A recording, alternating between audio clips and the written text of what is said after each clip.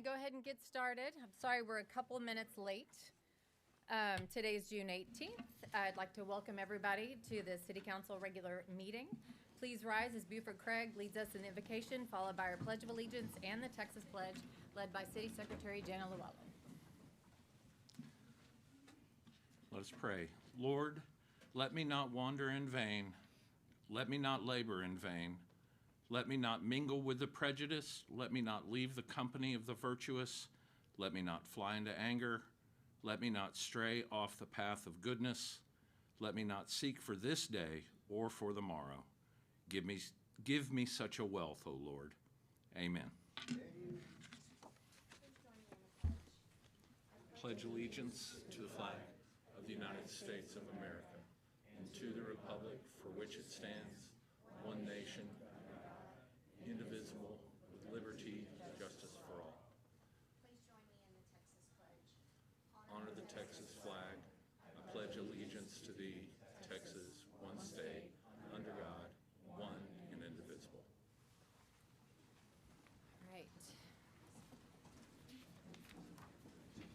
Okay, now is the time for public comments. Citizens who desire to address the council on any matter may sign up to do so prior to this meeting. Public comments will be received during this portion of the meeting. Please limit comments to 3 minutes. No discussion or final action will be taken by the City Council. So we are going to start off with Mr. Kenneth Sanders.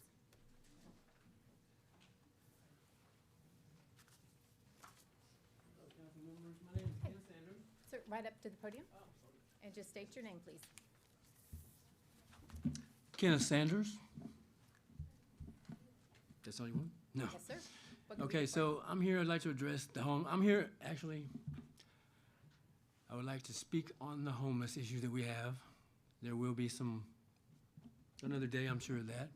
But I represent the homeless population in this town, the addicted population in this town, the veterans, the broken homes, the broken families, and all the people that are having the issues in this town. So look, we're going to be here. We're going to do our best to change the way we're looked at and move forward. I would hope that we can do this rightly.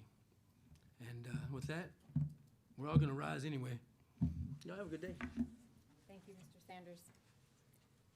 Next is David Rowe.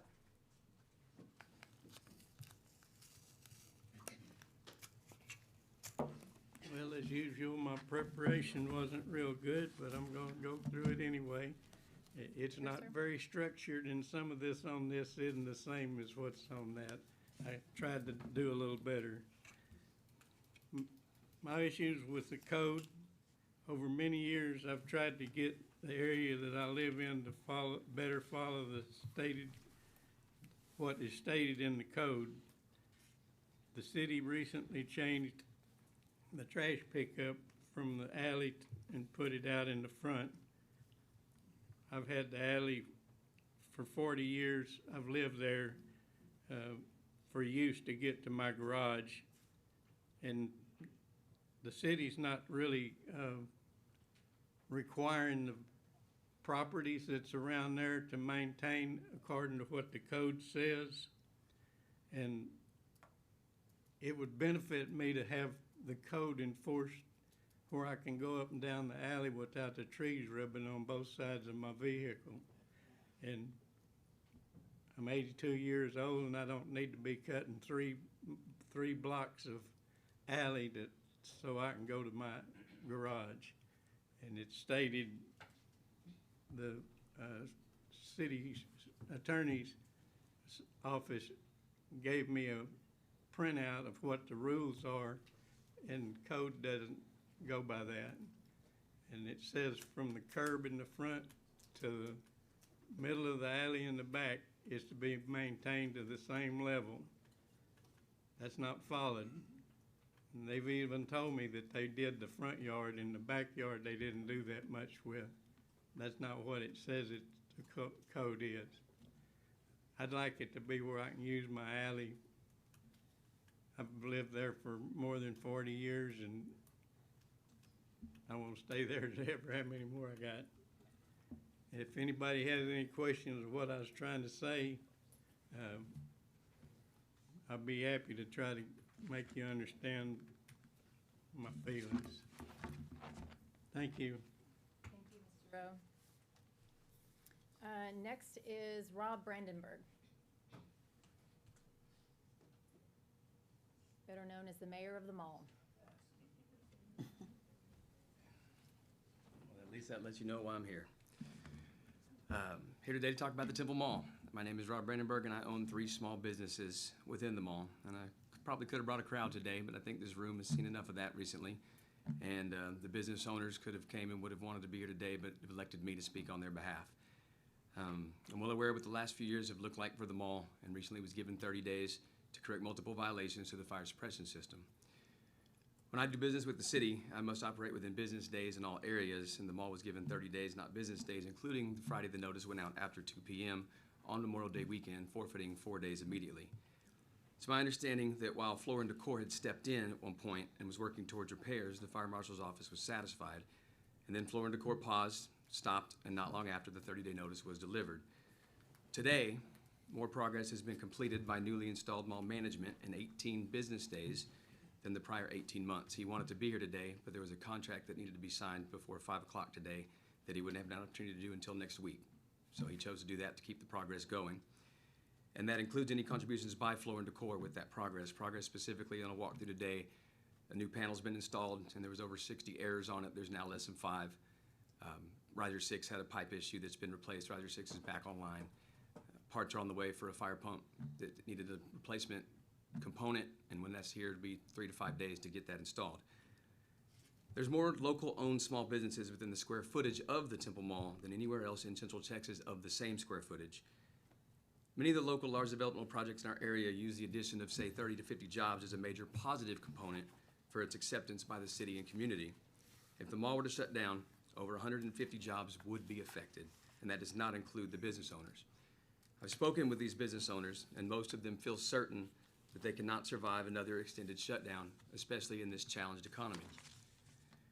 My businesses might survive, but I don't have kids or a family, so I can suffer while I take care of my team. The other businesses cannot say the same. And this network within the mall has become my family. If I were to leave, they would follow.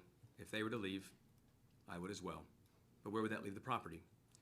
A vacant interior building, which will more than likely become a hotbed for vandals, vagrants, and thieves of all kinds.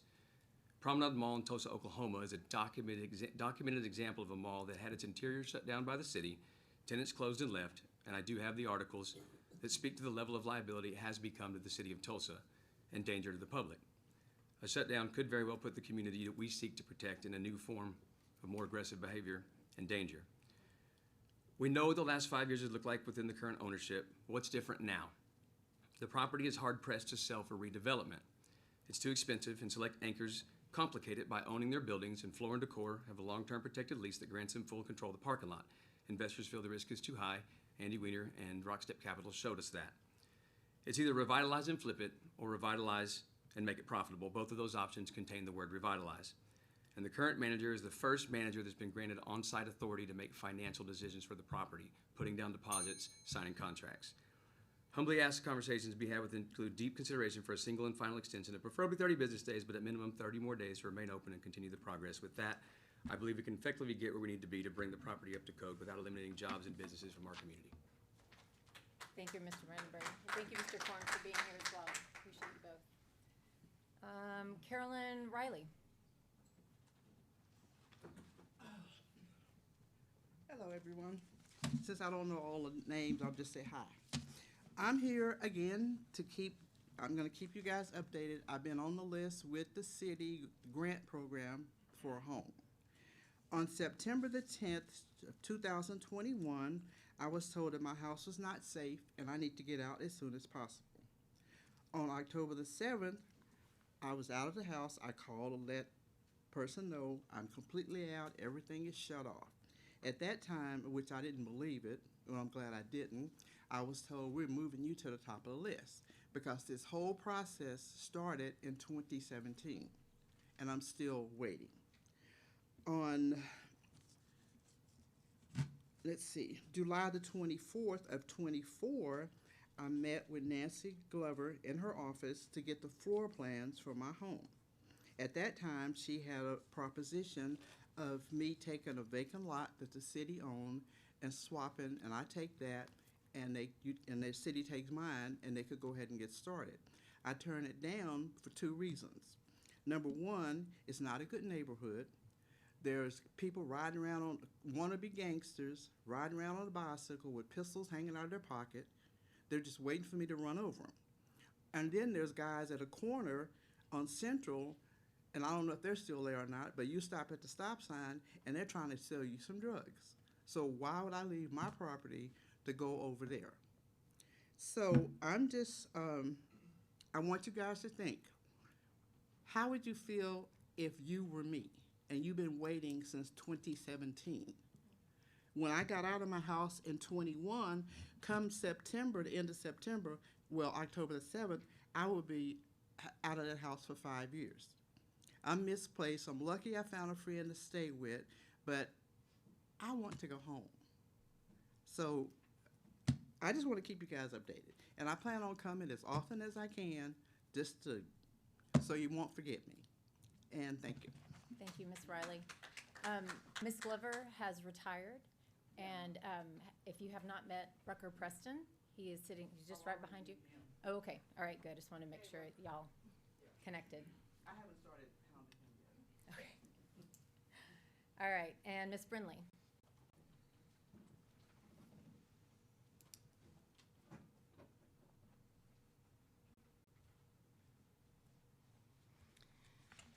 Thank you. I'm Neil Brindley, Temple, Texas.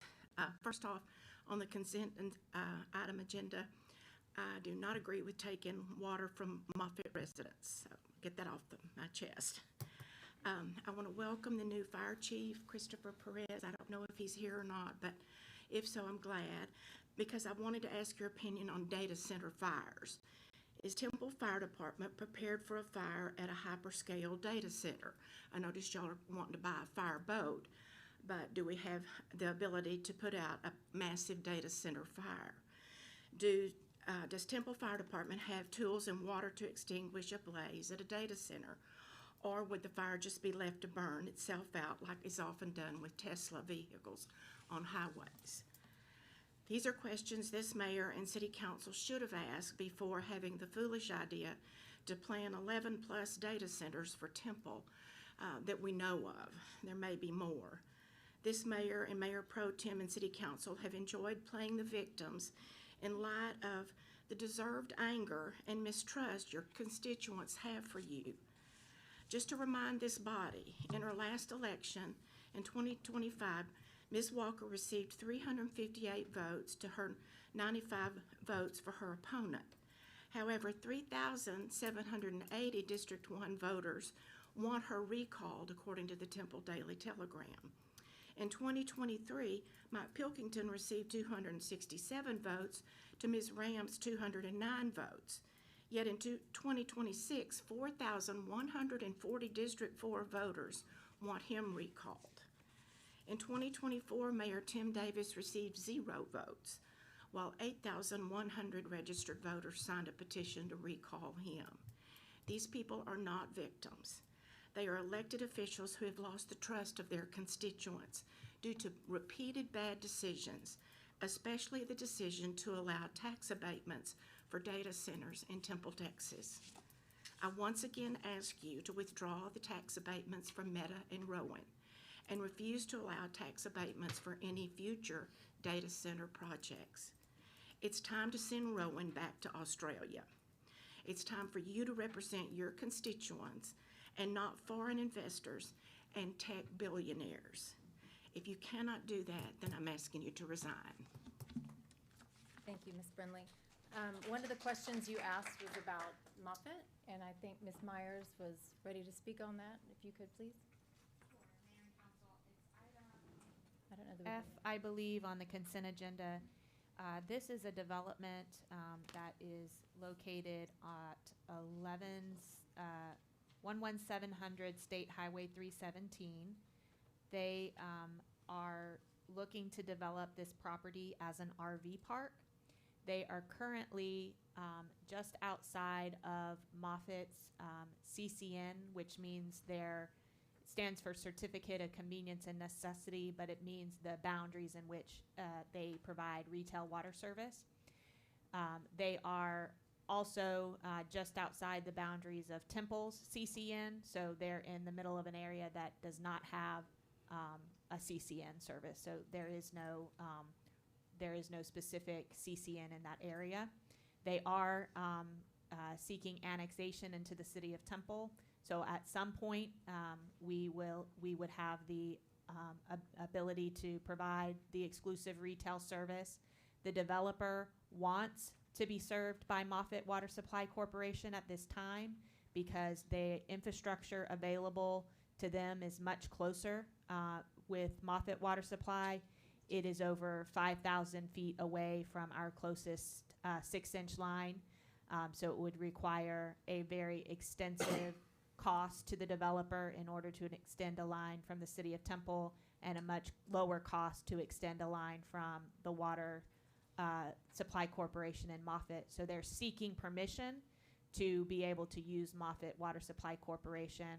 We are required to consent to that, and that's what this agenda item does, is provide consent for them to be served by Moffett Water Supply Corporation for at least a period of 10 years, and then it renews for 5-year consecutive terms unless we want to cancel that. Once we have lines out in that area and we want to bring that into the retail service area of the city of Temple, we have the option to do that after the initial 10-year term, but it allows that development to be served currently by Moffett Water Supply Corporation at their request because it is a much closer infrastructure for them. RV park. For an RV park. Is Landy here? Mr. Setzer? Yes. Could you briefly speak about fire at data centers and what we're doing to annually make sure that they are in compliance and monitored? Is that something you can speak to currently, or would you like more time? I can speak briefly, but any kind of details about any specifics? Just something brief, just assurance, please. Okay, so annually, each data center, each suppression system must get tested and recertified for the most part.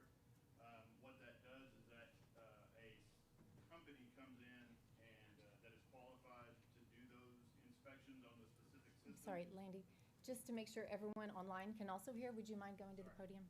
Thank you for the reminder.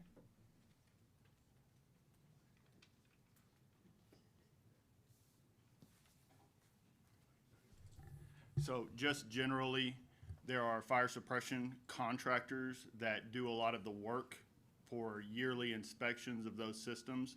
We also go back and inspect whenever we can. But what those companies do is they ensure that those systems are working as they were designed to, as they were installed and accepted to do. So that means they're checking pumps, they're checking dry chem systems that would take care of batteries and things like that. Trip systems where they wouldn't want to get water on sensitive electronics like servers or things like that. And those happen yearly or better, and it depends on which specific system that we're talking about. By state law and our adopted code, those third-party companies, those third-party professionals that check those systems are required to report to us and let us know the status of those systems and if there's any deficiencies in those systems. That being said, like I said earlier, we also do inspect visually when those systems are, we do a full inspections when those systems are accepted. And when we can get back out there to inspect, we do. And when we do a secondary inspection, when we do a inspection after acceptance, that's a full inspection. So we'll go and we'll check the same things that we checked for the final, for the most part. Certain things we can't look at, like stuff that's buried underground now, but does that help answer your question, ma'am? Absolutely. Thank you. I appreciate it. I'm sorry to put you on the spot like that. Thank you. Mayor Pro Tem, if I may also just add that according to the standards that you all have required of data center developers, that the developer must demonstrate that adequate fire flow, storage, access, pressure, and emergency response design are available for the project as determined by the fire marshal and applicable fire code authority. You all have adopted, I believe we're under the 2015 International Fire Code, so all of the buildings have to be built in accordance with those standards. The developer is required to construct on-site may be required to construct on-site fire water storage tanks or other fire suppression infrastructure sized and designed to the satisfaction of the fire marshal. Filling of fire suppression tanks must be coordinated with the city and must not adversely affect system pressure, fire protection, tank levels, or the safety and integrity of the water system. Emergency access, fire lanes, gate access, turning radii, hydrant placement, fire suppression systems, and other life safety features must be approved before building permit issuance and maintained through operation. And the fire department does provide fire protection services for both of our industrial parks, so anything that's within the City of Temple city limits, including Synergy Park and the North Industrial Park, is provided fire protection by our fire department. I hope that helps, Ms. Brunley. Didn't answer my questions. Sorry? Didn't answer my questions. There's adequate fire protection was the answer. All right, we are gonna close, let's see. Public comment session is done. We're gonna move on to item 3. There's more I'm sorry. Sorry. Ugh, that's on me. Okay, so Mr. Martinez, page 2. Jose Martinez? Oh. Sorry, everyone.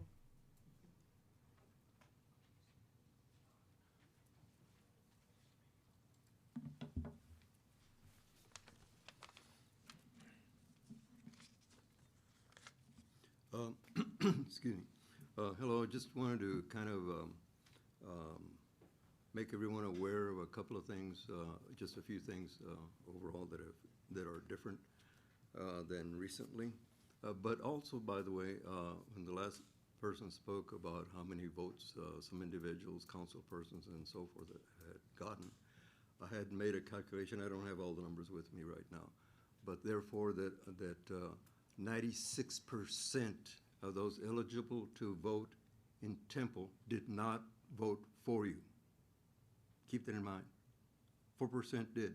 96% either they voted for the other individual, the candidate, or did not vote at all. 96% of Temple residents.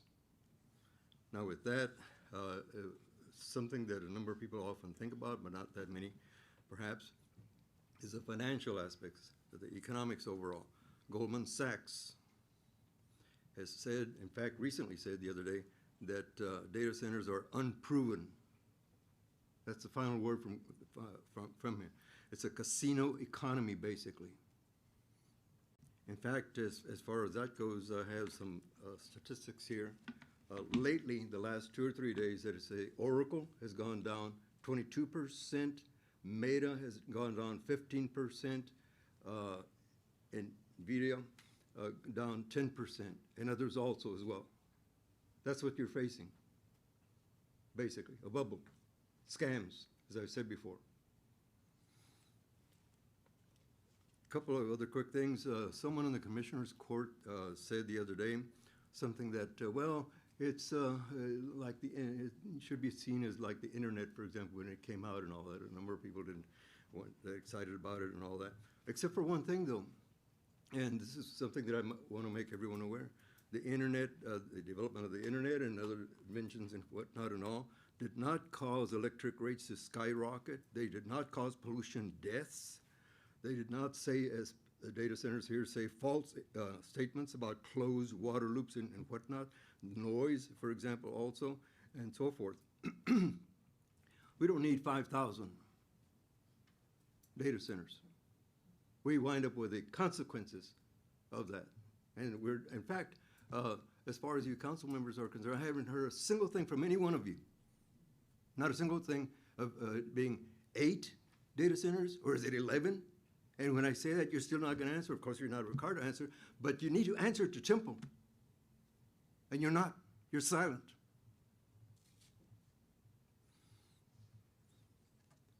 So basically, that's another thing also as well, as far as data centers are concerned, when people mention about, well, security and whatnot, all kinds of ridiculous nonsense type of things. China has only about 300, they have 4 times the population. And they are very technologically advanced, by the way, they're not backward. 300, I guess my time is up. And the other countries in Europe, each of them, major countries, only 400 and 500 also. We have more, twice as many as all these other countries of data centers. We don't need them. Thank you, Mr. Martinez. Thank you. Next is Belinda Lara.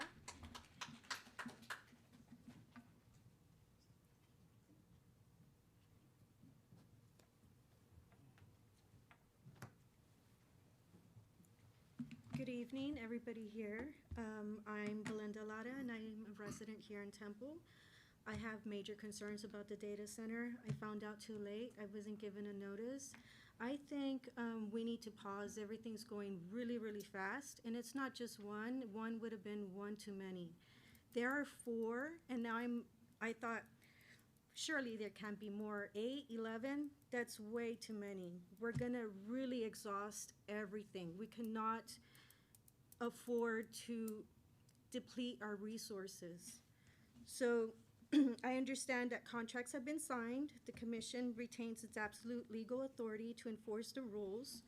Contracts do not grant developers immunity from municipal codes or public accountability. The one thing that remains constant in this life is change. We're not opposed to change. Change happens all the time. What we are opposed is that the city, the state, and the nation did not change along with the data centers. So it poses a threat to our water system, to our electricity, water pollution, runoff, the list goes on, and I'm sure you've heard it all before, and I don't want to run out of time because I thought I was prepared, and now I'm just going all over the place. Air pollution, microclimate, habitat displacement, thermal defenses, it's hot today. When you put in your charger, it's hot. Imagine those rooms. It's gonna be really hot. What also changes is technology. It's obsolete. Whatever is good today, somebody's already thinking of a new way to do the chip. Maybe we're gonna be an overdevelopment of data centers, and we're gonna be stuck with ghost buildings. They need to be responsible. I don't know what's on the contract, and I wanna request that I do whatever is able to be open record, so that I don't go over the things that have already been agreed upon. But Abbott and Trump are waking up to this fact too, and now they're pulling back the reins. So when you guys need to follow along too, but if I don't know if the rules apply to what's already been signed, and if not, I want clarity about that. Because if there is a phase 2, that's our opportunity to jump in and modify, amend the codes. And so since it's too late to stop it, but I would like this council to hold them accountable to the utmost ability that you guys have. The Moriah Data Center has already been abandoned. The vibration, there's a noise. Noise and vibration is a health threat to us. Do I still have a little bit of time? No? So, Do you want to finish your thought, though? yeah, it goes beyond a 4 to 5 mile radius because there's infrared sound. So that does disrupt heartbeats, anxiety. It brings a lot of, it's too massive. 4, more than 4, way too much. It's got to stop. Thank you, ma'am. Can I request open records, or do I do that separately? You'll have to do that online. Okay. In writing, it has to be in writing, for the city of Tempe. Website, there's a link that you can submit an open records request on there. Chris Weedman?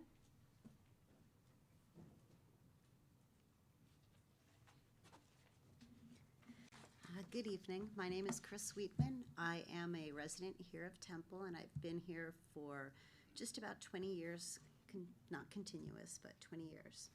I'm here to ask for your support in improving the pedestrian and bicycle safety by connecting the sidewalks across the FM 2305, which is Adams Bridge over Loop 363. Right now, there are sidewalks on both sides of the bridge, but they simply stop. You're crossing lights, there's people turning, and there is no space to walk or ride your bike. So anyone walking, running, riding a bike, or using a mobility device has no safe way to cross. They're forced into traffic or must turn around. A bridge should connect people, not become a barrier. Temple is growing and more residents are choosing to walk, run, and bike for exercise, recreation, and transportation. We've invested in trails, parks, and sidewalks throughout our community. This missing connection prevents people from safely accessing those investments. As someone who walks and cycles regularly, I've seen firsthand how dangerous this stretch can be. It only takes one distracted driver or one person trying to squeeze onto the shoulder for a tragedy to occur. We shouldn't have to wait for someone to be seriously injured before taking action. I'm not asking for a new trail system. I'm simply asking that we complete an existing gap in our infrastructure by extending the sidewalks across the bridge. This would make a meaningful difference for families, for students, runners, cyclists, and anyone who wants a safe way to get from one side of Loop 363 to the other. I respectfully ask that the city to evaluate this project, determine what would be required, and include it in future transportation planning. Thank you for your time, your service to our community, and your consideration of this important safety improvement. Thank you, Ms. Weedman. I 100% agree with you. Larry Quick.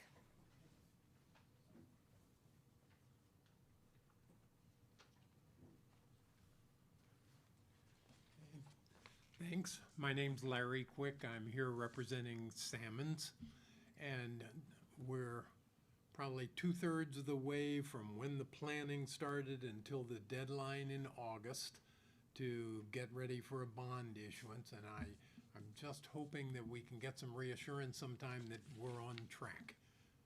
And secondly, I agree with I think we need to do more bike trails and things like that, sidewalks all through Temple. When we moved here, Temple had a really lousy rating on walkability, and I'm sure it's still pretty much the same way. So I'd encourage you to continue doing as much as we can to complete sidewalks in dangerous areas and or bike paths. Thanks. Thank you, Mr. Quick. All right, page 3. I'm on it now. Alice Stinson?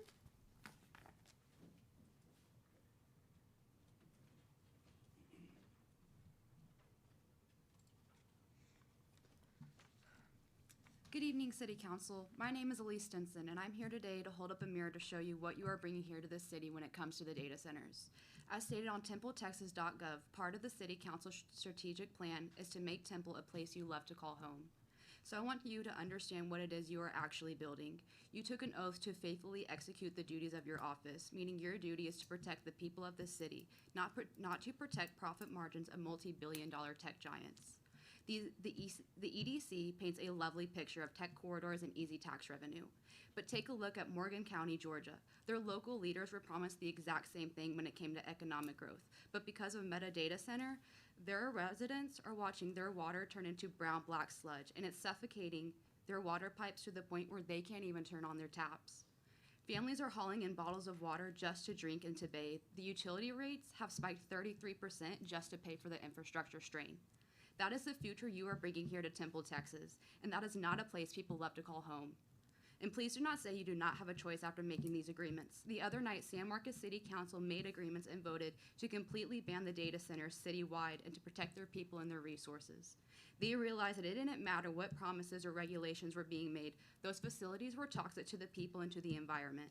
Right here on Bob White Road, the Rowan Digital Infrastructure is taking 707 acres of our land, and it is draining 300 megawatts of our grid. You are handing out a $15.8 million tax break for a project that literally only requires 40 permanent jobs. while the Temple families are going to have to deal with utility strain and the environmental risk of all these data centers that you are proposing. We commonly already face droughts, our power grid already struggles, and people are already moving out of Temple because you are choosing money over the living conditions of the people who did elect you.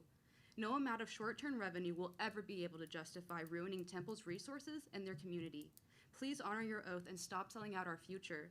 Do what San Marcos did and put a formal moratorium on these data centers so we really can call this a place we love to call home. Thank you. Thank you, Ms. Johnson. Sorry for mispronouncing your name. Todd Arnold?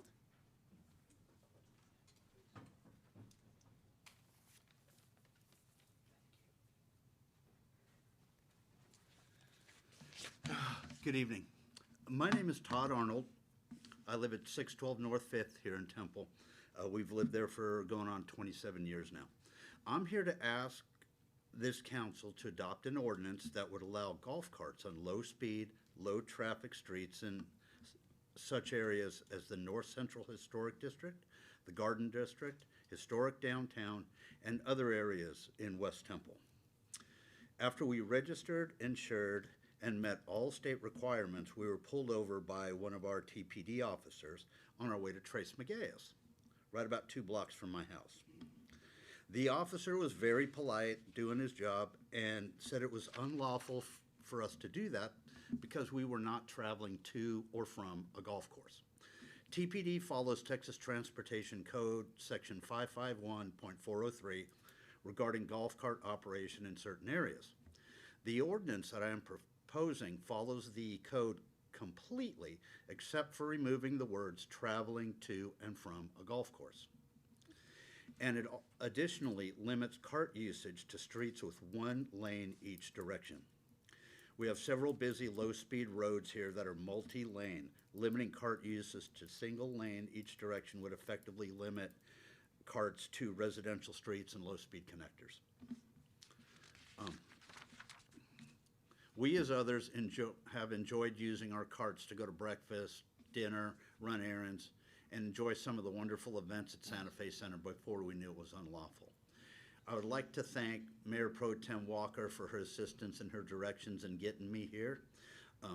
I've sent her a package including a sample ordinance and a list of other Texas cities that have adopted similar ordinances.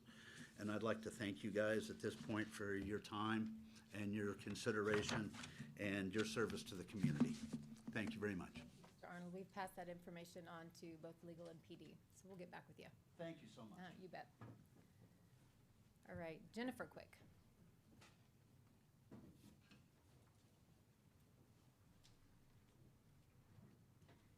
Good evening. Any My name's relation? Jennifer Quick, and I recently moved here from Oregon a couple years ago, and I'm also I have a brain injury, so excuse me for not speaking. I am not used to speaking in front of people, but I wanted to bring up the subject matter of safe pedestrians and safe biking. Because of my brain injury, I'm not able to drive. So I was used to Oregon, where it's very easy and safe to bike and walk around, and I was just unpleasantly surprised by here. And I think we can learn a lot from other communities that are exceptionally good at that. But there's multiple areas that like I'll be walking or biking, and then all of a sudden the sidewalk just ends, and then I'm like, thinking like, how am I gonna manage that? And so there's a few times that I've had to go like into traffic, like into car traffic, and people are not used to people being pedestrians and bikers, so I think it's very dangerous. I used to also be a trauma ICU nurse, so I just feel like it's like badness waiting to happen to not only me, but my family and other community members.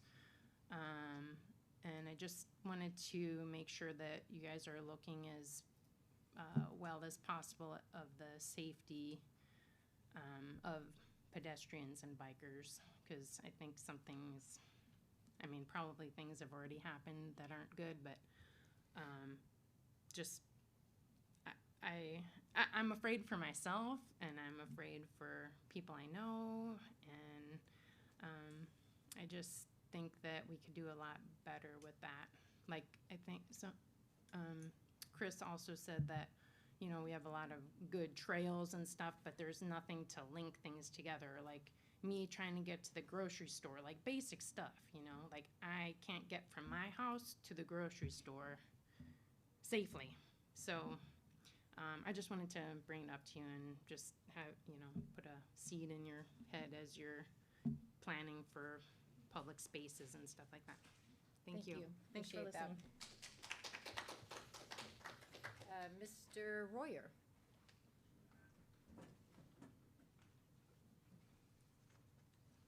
Hello, I'm Joe Royer. I live in District 2. I have a lot of random thoughts and then a more coherent thought for you. 2015 fire code for data center construction before hyperscale data centers even existed. That's interesting. Like, that code can't possibly be applicable. The RV park is having to pay for their own utility extensions, but the taxpayers are paying for the data center utility extensions, is my understanding. That also seems odd. Also, the EPA has a tool called COBRA. This is not the same thing as your health insurance COBRA, and this is for evaluating the health impacts of data centers, and this is preliminary data. There's a lot more to come. But just the first two, the Meta Data Center and the Project Temple Rowan Data Center, are estimated to have more than $100 million a year in cost to the city of Temple in health impacts.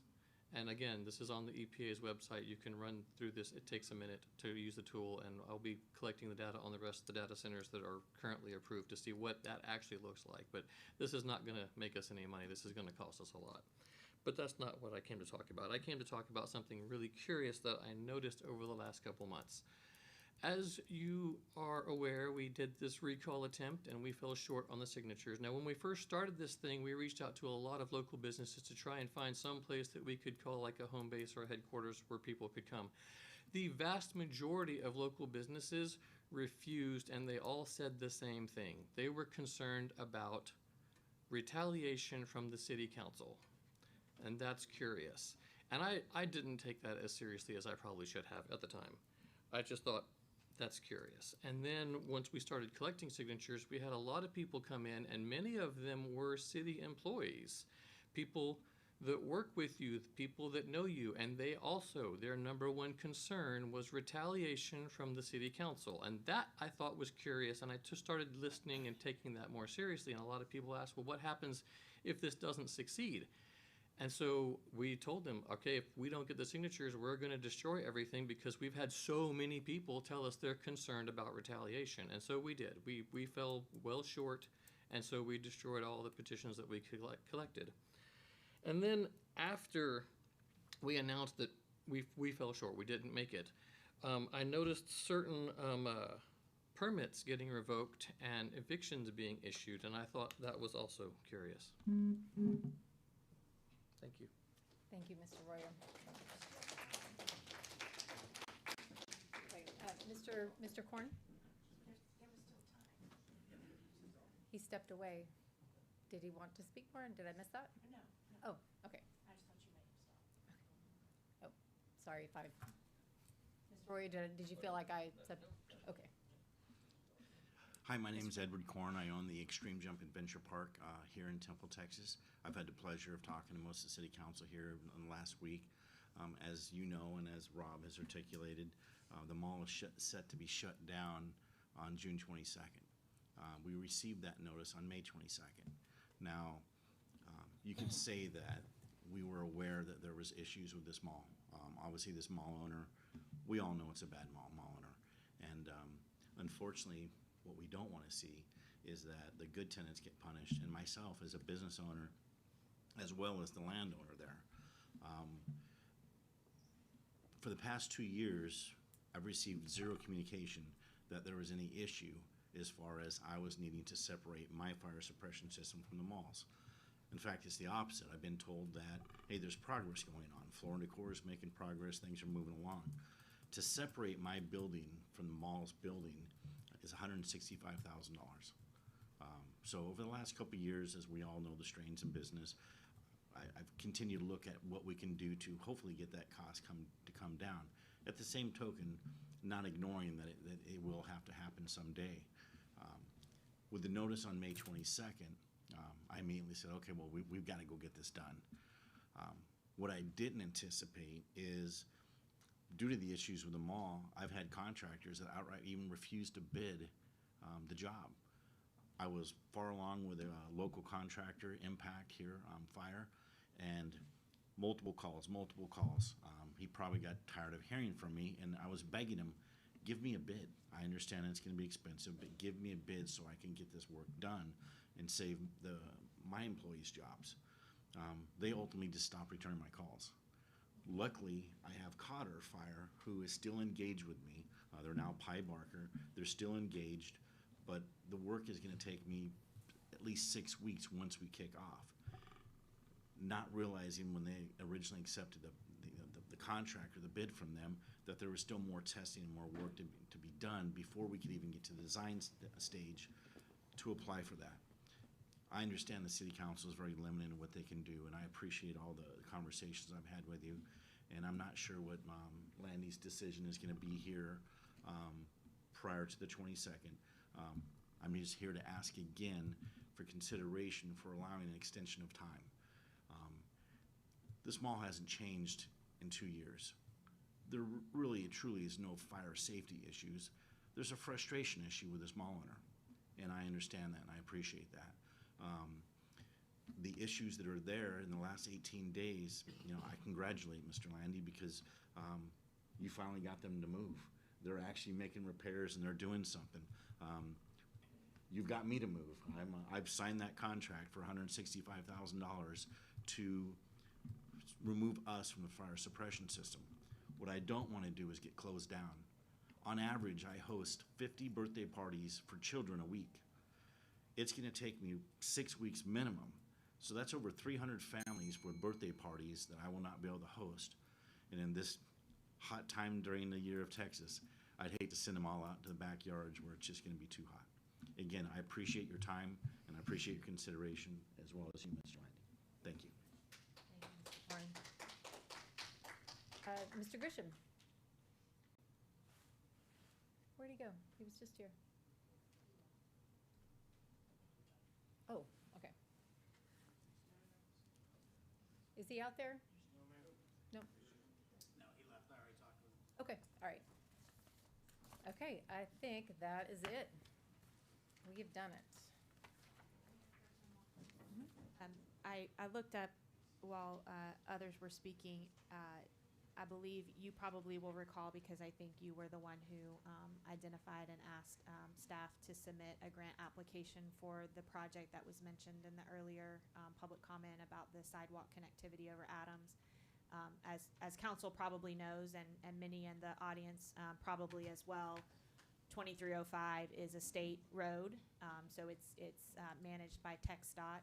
We are members of the Killeen-Temple Metropolitan Planning Organization, which is a process that helps local communities have a voice in how state and federal funding is spent on state roads and how grant funds are allocated to local communities. We did submit the West Adams Avenue Bike and Pedestrian Connectivity Project, which I think does just what you were asking, to construct 10-foot sidewalks and a truss bridge adjacent to FM 2305. So it actually go next to the current vehicular structure, just to provide safe room for both bicycles and pedestrians. It is estimated at $2.4 million, and it is on currently in K-Tempo's what they call the long-range funded projects. So that you have the short-range funded projects, that's the best place to be. Long-range funded projects, which is where this one is, and then unfunded projects. So it did score out, and it's a very competitive process, as y'all know. But it did score out and to get into at least the long-range funded list. And we, of course, have 3 seats on that board and continue to advocate for money to come to our community. And I know that's been a high priority project. So I just wanted to give that quick update that that project has been submitted to K-Tempo. It did get scored out, and it is on the long-range funding list. Thank you very much. And Ms. Weedman, I think people like you coming forward and speaking up about it, I think makes a big difference as well. So thank you for coming. It will help us on K-Tempo to be able to say we've had people come and speak about it to push that project. Yeah. And I travel over there often, and every time I see someone walking, I try to snap a picture or something to add it to the list, just because it is a little bit frightening. So thank you very much, and thank you for the update. I know you've talked to me about it several times, so I just wanted to Really want it. let you know of that update. And then I would also just remind council that we do have funded, and we will be starting soon an update to our Parks Master Plan, which of course in part looks at connectivity of the trail systems, both obviously within the parks, but also park to park and other amenities. So we'll have public participation, and if you would like to be involved in that, I know we would welcome your input, and sounds like good experience. And Tracy just mentioned one other thing on the consent agenda. You just approved a resolution that authorizes me to execute what's called an advanced funding agreement with TxDOT for funding for the Georgetown Railroad Phase 2. Or is it 2 or, yeah, it's 2. So we've done Phase 1A, 1B, and then this is Phase 2, so it just provides additional trail and pedestrian. So we're slowly building it, yes. So that is the end of public comments. We're going to go on to, I have a public hearing. Item number 3, it is to consider adopting a resolution approving proposed amendments of the Community Development Block Grant 2025 through 2029 Consolidated Plan and 2025 Annual Action Plan, including an application requesting financial assistance under Section 108 Loan Guarantee Program administered by HUD as part of the CDBG program. Ms. Chopin. Thank you, Mayor Pro Tem and Council. I presented this presentation in its entirety at the May 21st meeting, but I do have the presentation available if you would like to see it again. If not, I would ask that you start the public hearing. Would anyone like to see it again? Nope, we're all good? Okay, so let's open the public hearing. So at this time, I'll open public hearing on item number 3. Anyone wishing to speak on this matter may do so. Please step to the podium and state your name for the record. Alan? Okay, we'll hold off for that. So, anyone? Nope. Okay, there being no further discussion, I'm going to close the public hearing. I'll ask council if there are any more questions regarding being no further discussion. We'll entertain a motion on item number 3. I move to approve item 3 as it's been presented. Okay. Second.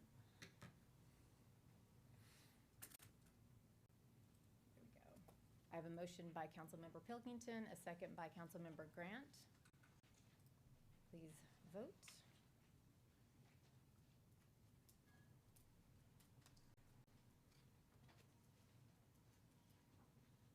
You hung up somewhere?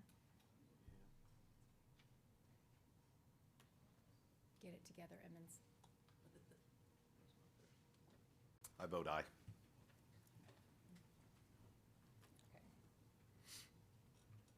So this item passes 4-0. Moving on to Allen's number 4, a public hearing for a proposed Community Development Block Grant 2026-2027 Annual Action Plan and Budget, including funding recommendations. Ms. Chopin again.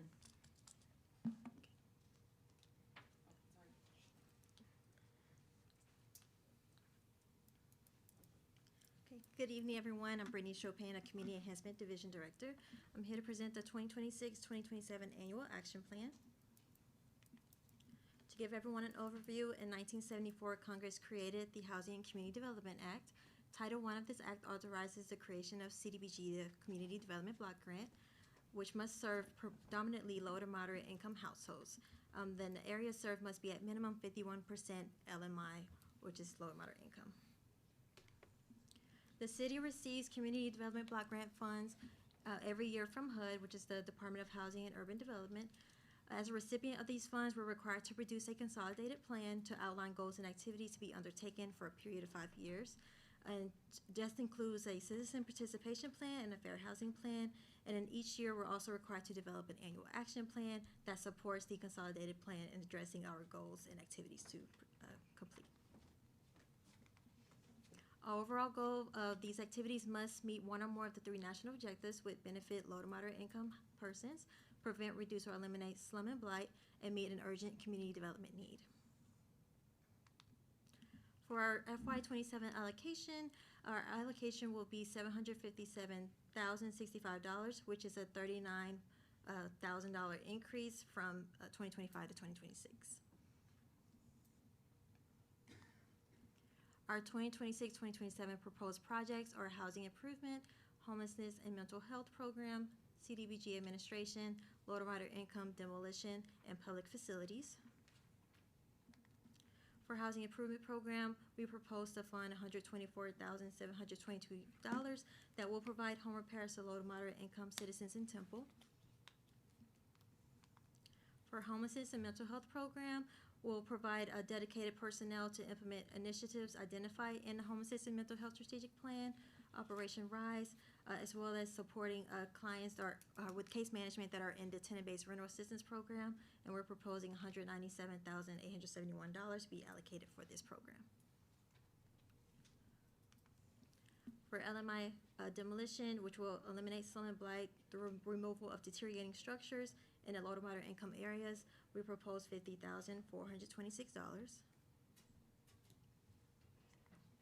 And for public facilities, which will service the Section 108 guarantee loan debt during the 20-year term for the Little Flock community, we propose $279,765. Program administration, which will be for personnel operating and training costs associated with managing the program, we propose $104,281. And here's the adoption schedule. We had the public comment period started May 31st and it ends July 1st. We have our first public hearing here tonight, and the second will be July 2nd, also the proposed adoption. And we do have a public meeting that will be hosted at the Jeff Hamilton building on June 30th. The adopted plan must be submitted to HUD by August 15th, and the fiscal year will start October 1. And that's it. Thank you, Ms. Chopin. Council members, do y'all have any questions for her? No? Okay. So I'm going to open the public hearing. At this time, I will open the public hearing on item number 4. Anyone wishing to speak on this matter may do so. Please step to the podium and state your name for the record.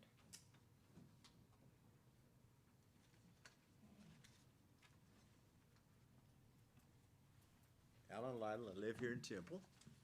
And as I have done every year that we have this grant, please, can't we get some more money? I mean, it's a lot of money, but it's not enough. We've already heard from someone about the homeless. We're not offering enough money for the homeless. We're not offering enough to remove the blight that's in Temple. I know it's a grant, but can't we come up with some, because it says in this number 4, it says including funding recommendations. So my funding recommendation is that we find some money to increase the value of this grant, maybe even double it if we can. Thank you. Would anyone else like to speak? No? Okay, there being no further discussion, I'm going to close this public hearing. It was a public hearing only, so we're not voting on this. We're going to move on to the consent agenda. All items listed under this section are considered to be routine by the City Council and may be enacted by one motion. If discussion is desired by the council, any item may be removed from the consent agenda at the request of any council member and will be considered separately.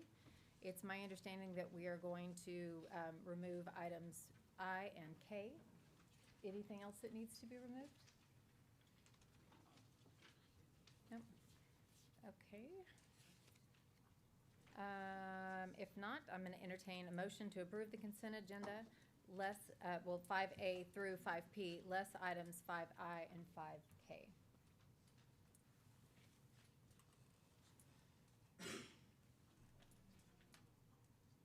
So moved.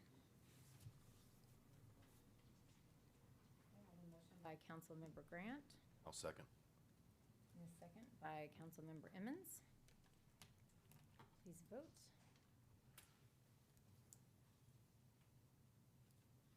That passes 4 votes to 0. We're going to go back and pick up items I and K. We'll do them together. Item I is consider adopting a resolution ratifying change order number 5 to the construction contract with Cloud Construction Company of Temple for an additional domestic water line and fire line footage related to the construction of the police training classroom and range in the estimated amount of $78,795.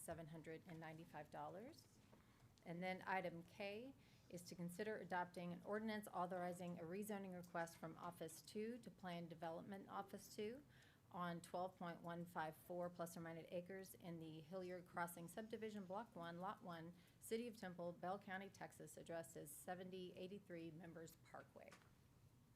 Can I get a motion for both items I and K? I move to approve item I and K. Second. Okay, I have a motion by Councilmember Grant, a second by Councilmember Emmons. Please cast your vote. Passes 3 votes yes and 1 abstention. All right, moving on to the regular agenda. Number 6, we have a public hearing. Consider adopting an ordinance authorizing a rezoning request from single-family dwelling to planned development single-family dwelling 1 with 5.72 plus or minus acres in the Oak Woods First Extension Subdivision, Block 3, Lot 1, Lot 11, and Outblock 468, abstract number 345, City of Temple, Bell County, Texas, addressed as 40111 Lark Trail, 4110 Wren Road, and 2409 Blue Jay Drive. Mr. Stewart. Evening. So this is a rezoning for the building that was previously Cater Elementary. It's located on around 5.72 acres, and it's within the Bird Creek neighborhood. And it was previously utilized as Cater Elementary, and now it's going to be transferring ownership. With that ownership change came a change in use that wasn't our normal private or public school use that's clarified in our UDC. So by the other uses that were similar to it or this exact use, it required like a rezoning either to a commercial zoning district or a PD. Based on the zoning district that this is in, most of the neighborhood is just single family 1. There is the Gateway Shopping Center to the west that has Crunch Fitness, but the local neighborhood itself is mainly single family. So to keep the nature of that neighborhood, we felt that it was best in line to have the applicant apply for a planned development to allow for this use to go into this place, but not to rezone it commercially. So here's some site photos of the location. They do have 2 other lots that aren't where the school is that were within the neighborhood but are adjoining that parcel. For our future development plan, this area is designated as residential and neighborhood services, and that's mainly for single-family detached structure development and then those associated amenities. The school served as served for the community, and the new use is supposedly supposed to also serve the community. So the PD was to keep that residential nature while also serving the community that it's in.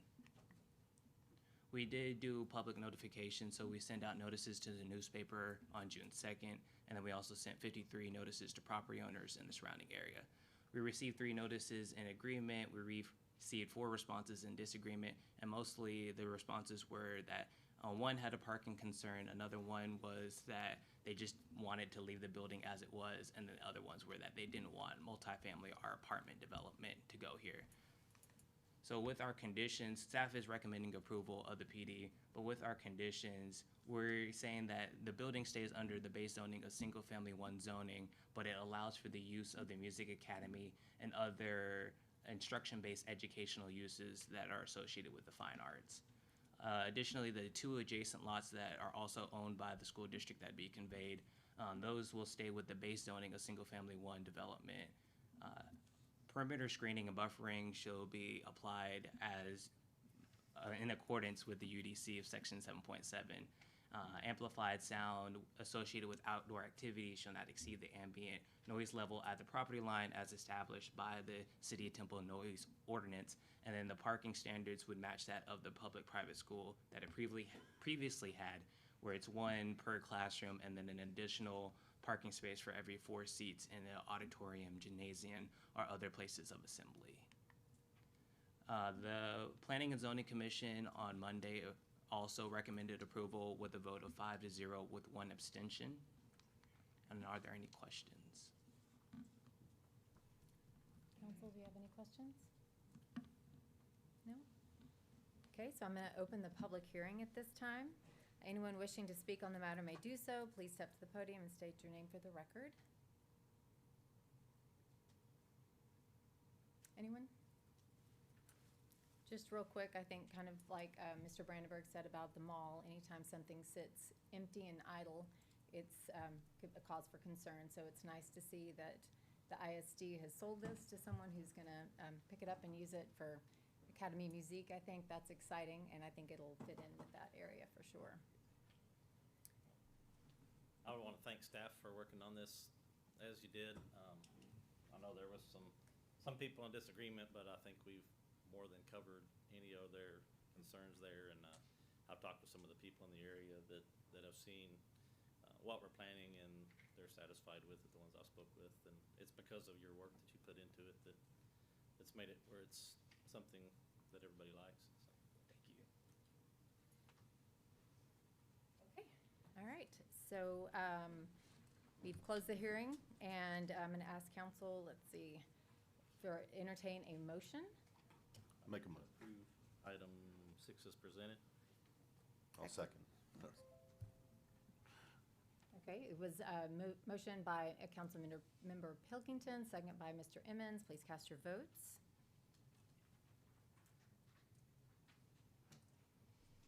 And 5 votes to 0. Moving on to item number 7, another public hearing. Consider adopting an ordinance authorizing a rezoning request from 2-family dwelling to Office 1 on .37 plus or minus acres in the Bentley Home Addition subdivision, Block 21, lots 9 and 10, City of Temple, Bell County, Texas, addressed as 1018 East Avenue A. Good evening. As stated, this is a rezoning request from 2-family to Office 1 at 1018 East Avenue A. The property is currently located at the corner of East Avenue A and 22nd Street. The south of East Avenue A is zoned mixed use, but around the area is mainly 2-family, and then up on the northeastern side is Ferguson Park. So this is a little over 1/3 of an acre. It was platted back in 1951. It was originally a fire station and most recently used for Family Promise of East Bell County. The applicant is proposing to use this for New Life Community Development Center as a nonprofit hub that will have office space, meeting rooms, and training facilities for multiple nonprofits. We do feel that it meets our comprehensive plan of urban residential, office use as a secondary appropriate commercial use type, and its low density character is consistent with the category. No new construction or change to the lot configuration is going to happen. Here are some of the concept renderings of the property. 24 notices went out to property owners within 200 feet. We did get 1 in response with agreement, and we did not receive any that were in disagreement. It was also published in the Temple Daily Telegram on June 2nd. Staff recommends approval of the rezoning from 2-family to Office 1. The Planning and Zoning Commission recommended approval of the rezoning request with a vote to 6-0 on the June 15th meeting. Are there any questions?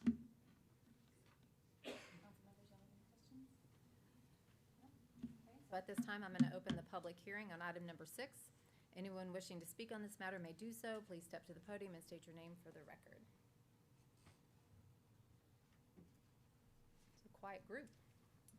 Okay. There being no further discussion, I'm going to close the public hearing. And I will entertain a motion.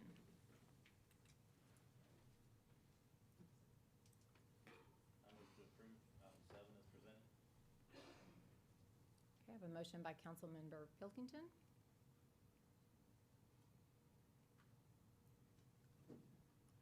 Do we have a second? I'll second it. Second by Councilmember Emmons. Please cast your vote.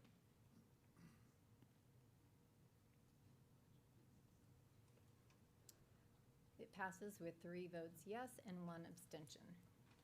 Moving on to item number 8, another public hearing. Consider adopting an ordinance approving the Temple Parks and Rec Department's youth program standards of care and approving the 2025-2026 annual report.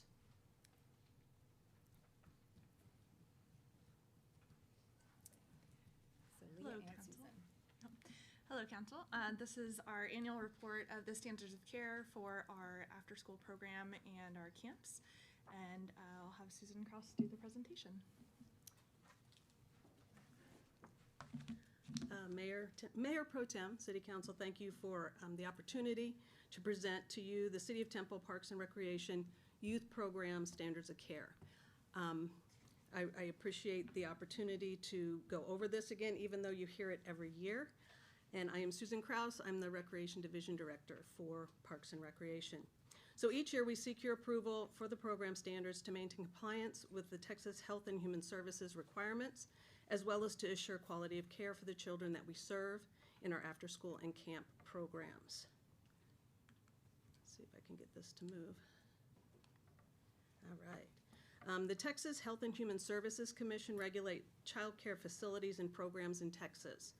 Part of this process is the adoption of rules for the minimum standards of care for licensed operations to ensure safety and quality of care for the children. But the municipality of the City of Temple after-school and camp programs are exempt from licensing as a municipality, but to remain compliant with the HHS requirements, we have to adopt standards of care for our programs by ordinance, and we have to provide these standards to the parents. We also have to inform the parents that we are not licensed by the state, and we cannot advertise our programs or facilities as child care operations. So the standards of care are unchanged from last year. They include staff and staff-to-child ratios that would not exceed 1 staff to 20 kids, 20 children. Minimum employee qualifications would include prior experience working with children, as well as training that would include training in youth activity programming, emergency procedures, and classroom management. We also have minimum building health and safety standards that include daily inspections of the safety and cleanliness of the spaces that are used for these programs, including classrooms, restrooms, and playgrounds. And there are also mechanisms for monitoring and enforcing the standards and expectations through supervisor observations, regular inspections, and documentation of all of the completed tasks. And there are standards that also include age requirements, which is a minimum of 5 years old to participate in our programs. So we strive to provide high quality and safe programs, and part of this we feel is making parent communication a priority.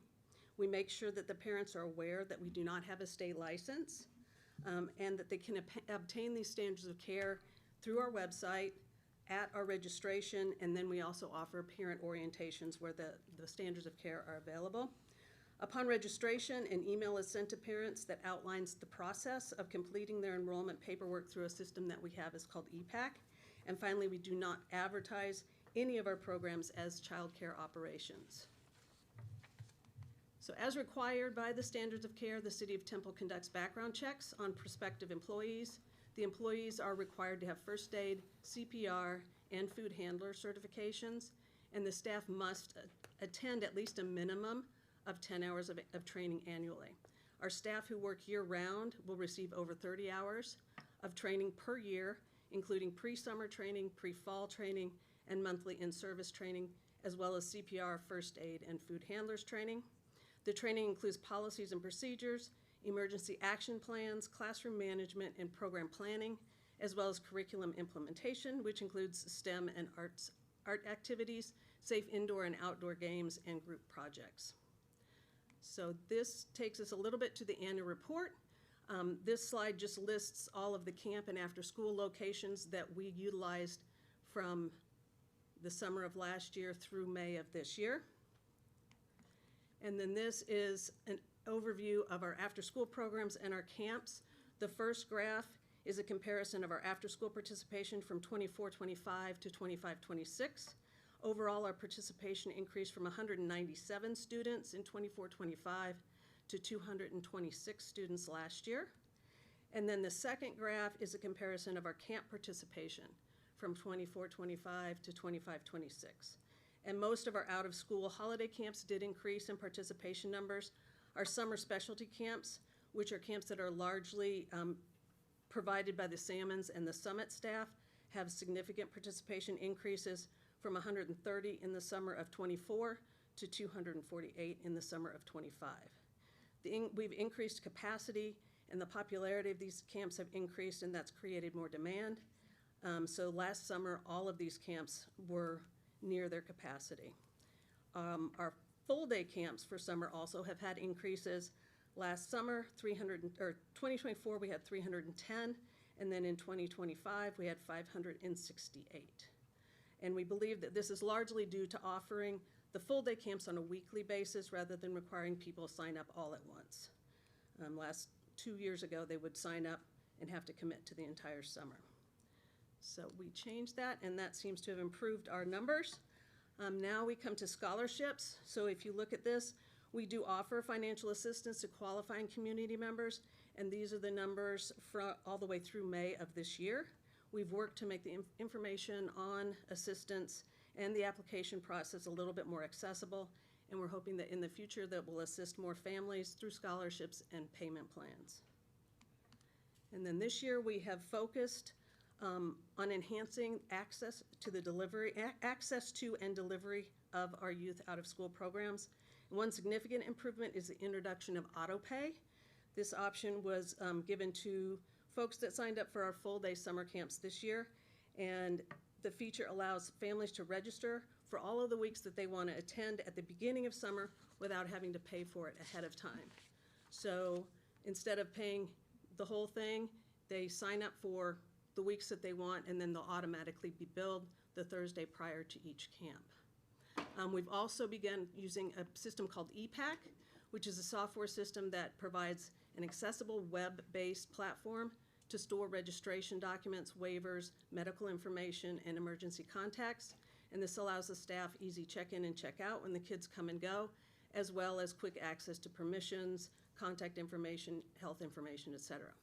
And then we've also worked really hard on working as a team for all of the divisions to align our youth program definitions regarding age ranges, classifications of the camps, and camp timeframes. So all of those improvements have gone into effect this year. And so today we recommend the approval of the 2026-27 City of Temple Parks and Recreation Department's Youth Standards of Care as they've been presented. And I'm happy to answer any questions if you have any.